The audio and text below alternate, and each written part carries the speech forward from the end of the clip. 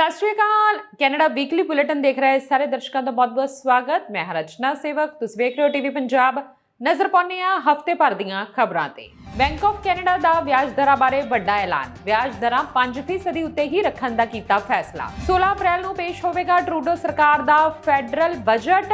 वित्त मंत्री Chrystia Freeland federal budget पेश करनगे। भारतीय विद्यार्थियों का कैनेडा जाण दा रुझान घटिया। स्टडी परमिट दीआं अर्जियां विच 15% तो वध दी गिरावट अते कैनेडा विच जहाज डिग्गिया। हादसे विच 5 मौतां। जहाज दा इंजन बंद होण कारण वापरिया हादसा। ते हुण खबरां विस्तार नाल। बैंक ऑफ कैनेडा ने ब्याज दरां नूं एक बार फिर 5% उत्ते ही रखण दा ऐलान कीता है। इस दे नाल ही इन्हां ब्याज दरां विच कटौती करन दीआं मंगां नूं बैंक ने दरकिनार कर दिता है। बैंक ने यह भी आख्या है कि अजे भी महंगाई इन्नी ज्यादा है कि ब्याज दरां घटाउण बारे सोचिया भी नहीं जा सकता। बुधवार नूं ब्याज दरां बारे कीते ऐलान तो बाद न्यूज़ कॉन्फ्रेंस नूं संबोधन करदिआं गवर्नर टिफ मैकलम ने स्वीकार किया कि महंगाई विच लगातार कमी आ रही है ते अर्थचारा कमजोर हो रहा है, पर उन्होंने आख्या कि कीमतां संबंधी जिहड़ा गुज्जा दबाव है वो काफ़ी ज्यादा है। इसलिए वो किसी किस्म का रिस्क हाल की घड़ी नहीं लेना चाहते। हालांकि बुधवार नूं बैंक वालों आए इस फैसले की सारिਆਂ ਨੂੰ कोई बहुती हैरानी नहीं हुई, पर कुछ अर्थशास्त्रियों का मनना है कि ब्याज दरां विच पहली कटौती जून विच होवेगी। इन्हां अर्थशास्त्रियों का मनना है कि दहाके तो उच्चियां चल रही ब्याज दरां कारण कैनेडियन अर्थचारा होर कमजोर पवेगा। वित्त मंत्री क्रिस्टिया फ्रीलैंड 16 अप्रैल नूं लिबरल सरकार का फैडरल बजट पेश करनगे। एक न्यूज़ रिलीज विच फ्रीलैंड ने कहा कि सरकार की आर्थिक योजना वधेरे घर बनाउण, जीवन नूं होर किफायती बनाउण अते चंगीआं नौकरियां पैदा करन बारे है। फैडरल बजट अजिहे समय आ रहा है जदों उच्च ब्याज दरां अर्थ व्यवस्था नूं ढाह ला रहीआं ने अते लिबरल सरकार ते वित्ती दबाव वधा रहीआं ने। कोविड काल दौरान जबरदस्त सरकारी खर्चियां अते राष्ट्रीय कर्ज के करीब 1.2 ट्रिलियन होने तो बाद हुण सरकार अपने खर्चिਆਂ ਨੂੰ ਘਟਾਉਣ ਦੀਆਂ ਕੋਸ਼ਿਸ਼ਾਂ ਵਿੱਚ ਹੈ। ਇਹ ਬਜਟ ਕੈਨੇਡੀਅਨਸ ਨੂੰ ਸਰਕਾਰ ਦੀਆਂ ਤਰਜੀਹਾਂ ਬਾਰੇ ਕੁਝ ਸਮਝ ਪ੍ਰਦਾਨ ਕਰੇਗਾ, ਜੋ ਕਿ 2025 ਦੀਆਂ ਸੰਭਾਵਿਤ ਚੋਣਾਂ ਤੋਂ ਪਹਿਲਾਂ ਸਰਕਾਰ ਦੇ ਆਖਰੀ ਖਰਚ ਯੋਜਨਾ ਦਸਤਾਵੇਜ਼ਾਂ ਵਿੱਚੋਂ ਇੱਕ ਹੋ ਸਕਦਾ ਹੈ। एनडीपी अगले साल तक लिबरलों ਨੂੰ समर्थन देने ਲਈ सहमत हो गई है ਅਤੇ ਦੋਵਾਂ ਪਾਰਟੀਆਂ ਵਿਚਕਾਰ ਸਪਲਾਈ ਅਤੇ ਵਿਸ਼ਵਾਸ ਸਮਝੌਤਾ ਖਤਮ ਹੋਣ ਤੋਂ ਬਾਅਦ ਚੋਣਾਂ ਹੋ ਸਕਦੀਆਂ ਨੇ। सरकार ने खर्चिਆਂ ਵਿੱਚ कटौती करने की कोशिश की है।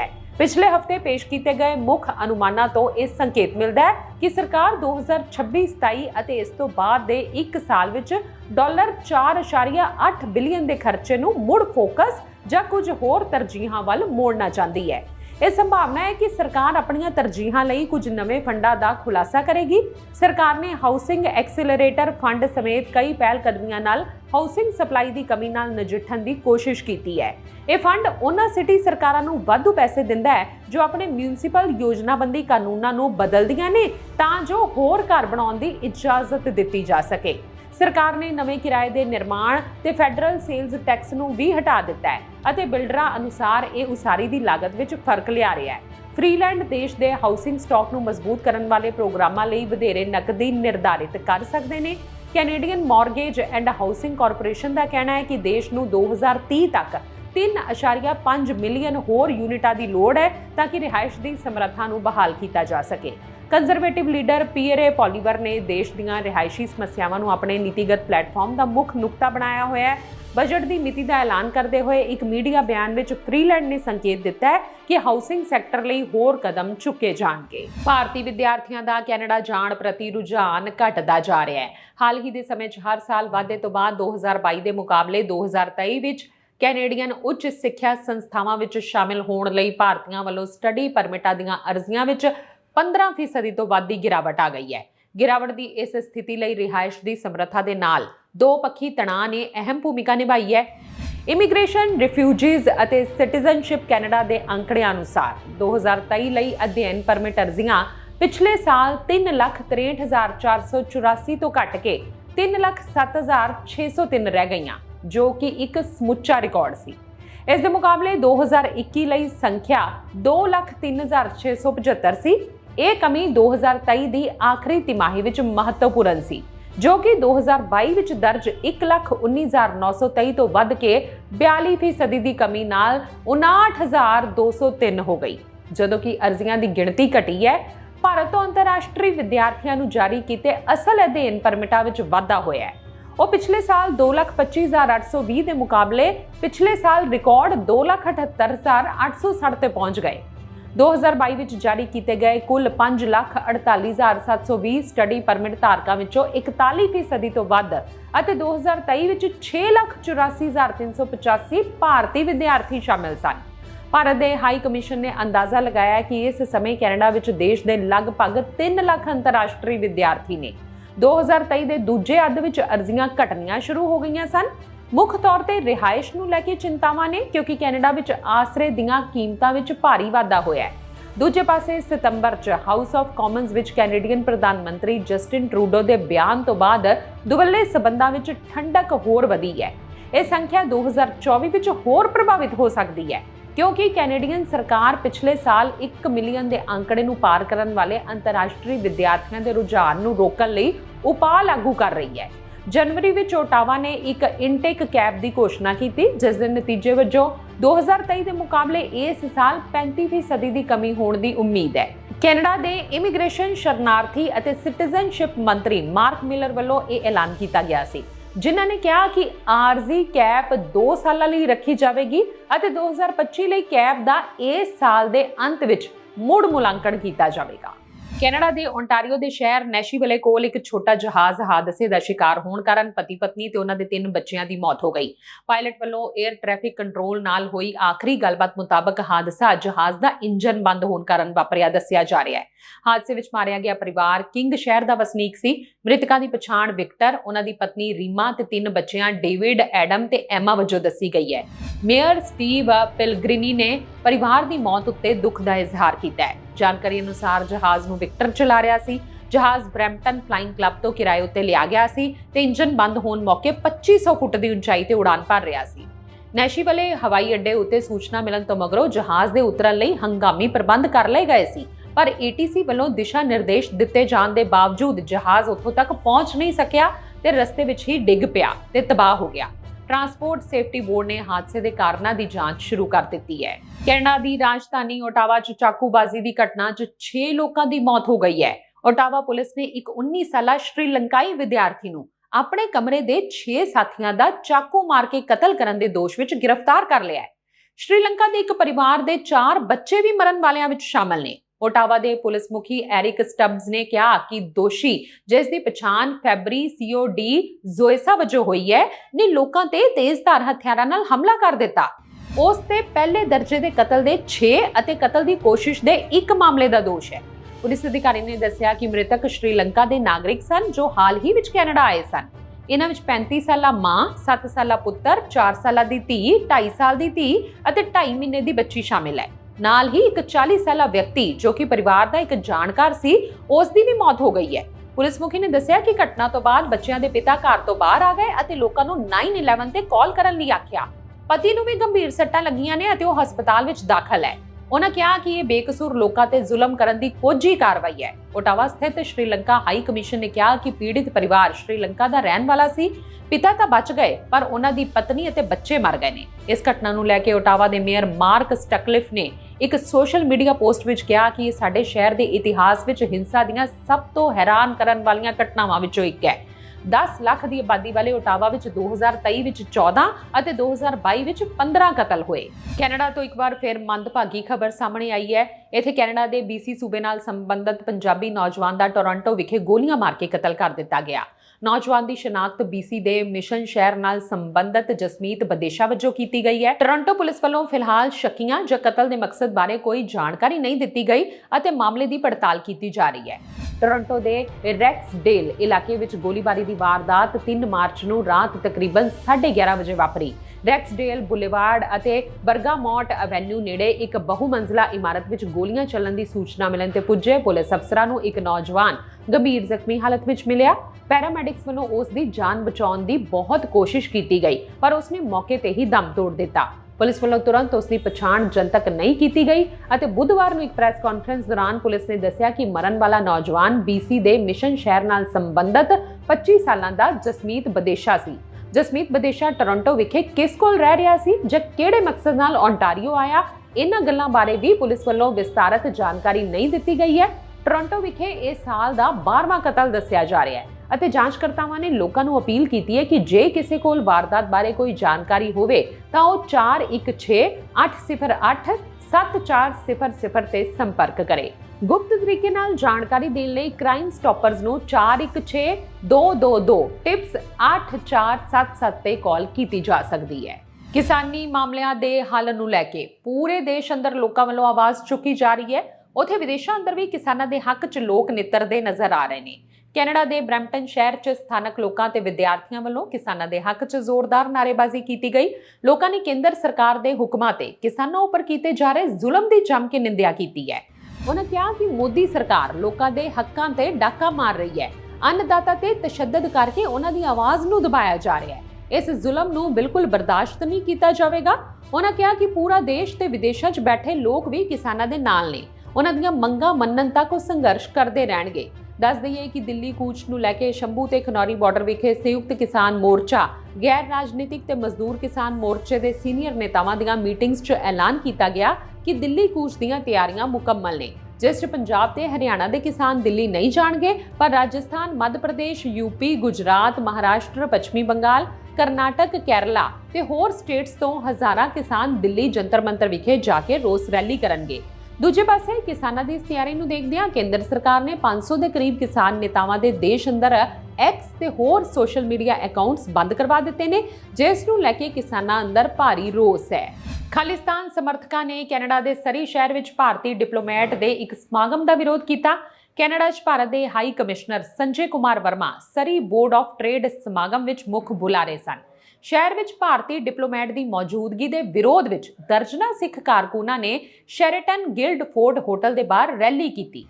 60 ਤੋਂ ਵੱਧ ਵਿਖਾਵਾਕਾਰੀ ਹੋਟਲ ਦੇ ਬਾਹਰ ਇਕੱਠੇ ਹੋਏ। ਉਹ ਖਾਲਿਸਤਾਨੀ ਝੰਡੇ ਲਹਿਰਾ ਰਹੇ ਸਨ ਅਤੇ ਭਾਰਤੀ ਡਿਪਲੋਮੈਟ ਖਿਲਾਫ ਨਾਅਰੇ ਲਗਾ ਰਹੇ ਸਨ। ਸਰੀ ਬੋਰਡ ਆਫ ਟ੍ਰੇਡ ਦੀ ਮੁਖੀ ਅਤੇ CEO ਅਨੀਤਾ ਹਿਊਬਰਮੈਨ ਨੇ ਕਿਹਾ ਕਿ ਉਹਨਾਂ ਨੂੰ ਕਈ ਸੰਦੇਸ਼ ਮਿਲੇ ਜਿਨ੍ਹਾਂ ਵਿੱਚ ਉਹਨਾਂ ਨੂੰ ਪ੍ਰੋਗਰਾਮ ਬੰਦ ਕਰਨ ਲਈ ਕਿਹਾ ਗਿਆ, ਪਰ ਇਹ ਪ੍ਰੋਗਰਾਮ ਸਿਰਫ ਆਰਥਿਕ ਮੌਕਿਆਂ ਤੇ ਕੇਂਦਰਿਤ ਹੈ। ਉਹਨਾਂ ਕਿਹਾ ਕਿ ਅਸੀਂ ਇਹ ਯਕੀਨੀ ਬਣਾਉਣ ਲਈ ਇਸ ਦੀ ਮੇਜ਼ਬਾਨੀ ਕਰ ਰਹੇ ਹਾਂ ਕਿ ਅਸੀਂ ਅਜੇ ਵੀ ਕੈਨੇਡੀਅਨ ਅਤੇ ਭਾਰਤੀ ਕਾਰੋਬਾਰਾਂ ਵਿਚਕਾਰ ਵਪਾਰਕ ਮੌਕਿਆਂ ਨੂੰ ਵਧਾ ਸਕਦੇ ਹਾਂ।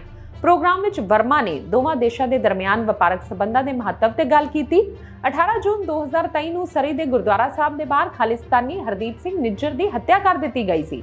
ਖਾਲਿਸਤਾਨ ਸਮਰਥਿਤ ਕਾਰਕੁਨ ਲੰਬੇ ਸਮੇਂ ਤੋਂ ਸਿੱਖ ਨੇਤਾ ਦੀ ਮੌਤ ਵਿੱਚ ਭਾਰਤ ਸਰਕਾਰ ਦੀ ਸ਼ਮੂਲੀਅਤ ਦਾ ਦੋਸ਼ ਲਗਾਉਂਦੇ ਰਹੇ ਨੇ ਤੇ ਪ੍ਰਧਾਨ ਮੰਤਰੀ ਜਸਟਿਨ ਟਰੂਡੋ ਨੇ ਵੀ ਜਨਤਕ ਤੌਰ ਤੇ ਨਿੱਜਰ ਦੀ ਹੱਤਿਆ ਲਈ ਭਾਰਤ ਸਰਕਾਰ ਨੂੰ ਦੋਸ਼ੀ ਠਹਿਰਾਇਆ ਹੈ। ਤੇ ਹੁਣ ਖਬਰਾਂ ਵਿਸਥਾਰ ਨਾਲ।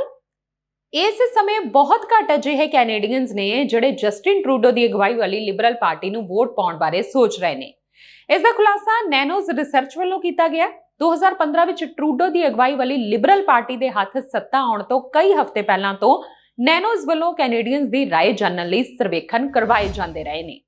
2015 ਦੀਆਂ ਫੈਡਰਲ ਚੋਣਾਂ ਤੋਂ ਪਹਿਲੇ ਮਹੀਨਿਆਂ ਵਿੱਚ ਕਰਵਾਏ ਗਏ ਸਰਵੇਖਣਾਂ ਵਿੱਚ 50 ਤੋਂ 60% ਕੈਨੇਡੀਅਨਸ ਲਿਬਰਲਾਂ ਲਈ ਵੋਟ ਪਾਉਣ ਦੀਆਂ ਗੱਲਾਂ ਕਰਦੇ ਸਨ। ਉਸ ਸਮੇਂ ਸਾਬਕਾ ਕੰਜ਼ਰਵੇਟਿਵ ਪ੍ਰਧਾਨ ਮੰਤਰੀ ਸਟੀਫਨ ਹਾਰਪਰ ਦੇ ਹੱਥ ਸੱਤਾ ਦੀ ਡੋਰ ਸੀ, ਪਰ ਉਹਨਾਂ ਦੇ ਮੁਕਾਬਲੇ ਹੁਣ ਕਰਵਾਏ ਜਾ ਰਹੇ ਸਰਵੇਖਣਾਂ ਵਿੱਚ ਸਿਰਫ 36.2% ਦਾ ਹੀ ਇਹ ਕਹਿਣਾ ਹੈ ਕਿ ਉਹ ਲਿਬਰਲ ਪਾਰਟੀ ਨੂੰ ਵੋਟ ਪਾਉਣਗੇ। ਨਵੰਬਰ ਵਿੱਚ ਕਰਵਾਏ ਗਏ ਸਰਵੇਖਣ ਵਿੱਚ 34.6% ਨਾਲੋਂ ਇਹ ਅੰਕੜਾ ਥੋੜਾ ਜਿਹਾ ਹੀ ਵੱਧ ਹੈ। ਇੱਕ ਇੰਟਰਵਿਊ ਵਿੱਚ ਨੈਨੋਜ਼ ਰਿਸਰਚ ਦੇ ਬਾਨੀ ਤੇ ਪੋਲਸਟਰ ਨਿਕ ਨੈਨੋਜ਼ ਨੇ ਆਖਿਆ ਕਿ ਇਸ ਤੋਂ ਭਾਵ ਇਹ ਹੈ ਕਿ ਬਹੁ ਗਿਣਤੀ ਕੈਨੇਡੀਅਨਸ ਲਿਬਰਲਾਂ ਬਾਰੇ ਵੋਟ ਕਰਨ ਦਾ ਸੋਚ ਵੀ ਨਹੀਂ ਰਹੇ। ਇਸ ਤੋਂ ਇਲਾਵਾ ਨੈਨੋਜ਼ ਵੱਲੋਂ ਕਰਵਾਏ ਗਏ ਤਾਜ਼ਾ ਸਰਵੇਖਣ ਵਿੱਚ ਕੰਜ਼ਰਵੇਟਿਵਾਂ ਨੂੰ ਲਿਬਰਲਾਂ ਉੱਤੇ 20 ਅੰਕਾਂ ਦੀ ਲੀਡ ਮਿਲਦੀ ਸਾਫ਼ ਨਜ਼ਰ ਆ ਰਹੀ ਹੈ। ਦੂਜੇ ਲਫ਼ਜ਼ਾਂ ਵਿੱਚ ਇਹ ਆਖਿਆ ਜਾ ਸਕਦਾ ਹੈ ਕਿ ਜੇ ਅੱਜ ਚੋਣਾਂ ਕਰਵਾਈਆਂ ਜਾਂਦੀਆਂ ਨੇ ਤਾਂ ਕੰਜ਼ਰਵੇਟਿਵਾਂ ਨੂੰ 43% ਵੋਟਾਂ ਹਾਸਲ ਹੋਣਗੀਆਂ, ਜਦਕਿ ਲਿਬਰਲਾਂ ਨੂੰ 27% ਤੇ ਐਨਡੀਪੀ ਨੂੰ 21% ਵੋਟਾਂ ਮਿਲਣਗੀਆਂ। ਬਲੌਕ ਨੂੰ 6% ਤੇ ਗ੍ਰੀਨ ਪਾਰਟੀ ਨੂੰ 4% ਵੋਟਾਂ ਨਾਲ ਹੀ ਸਬਰ ਕਰਨਾ ਪਵੇਗਾ। ਲਿਬਰਲਾਂ ਦੀ ਤਕਲੀਫ ਉਸ ਸਮੇਂ ਹੋਰ ਵੱਧ ਜਾਵੇਗੀ ਜਦੋਂ ਉਹਨਾਂ ਨੂੰ ਇਹ ਪਤਾ ਲੱਗੇਗਾ ਕਿ ਨੈਨੋਜ਼ ਦੇ ਤਾਜ਼ਾ ਸਰਵੇਖਣ ਵਿੱਚ ਹਿੱਸਾ ਲੈਣ ਵਾਲੇ 37% ਕੈਨੇਡੀਅਨਸ ਨੇ ਪ੍ਰਧਾਨ ਮੰਤਰੀ ਵਜੋਂ ਪੌਲੀਬਰ ਨੂੰ ਆਪਣਾ ਪਸੰਦੀਦਾ ਆਗੂ ਦੱਸਿਆ ਹੈ ਤੇ ਸਿਰਫ 19% ਨੇ ਹੀ ਟਰੂਡੋ ਨੂੰ ਪਸੰਦੀਦਾ ਆਗੂ ਮੰਨਿਆ ਹੈ।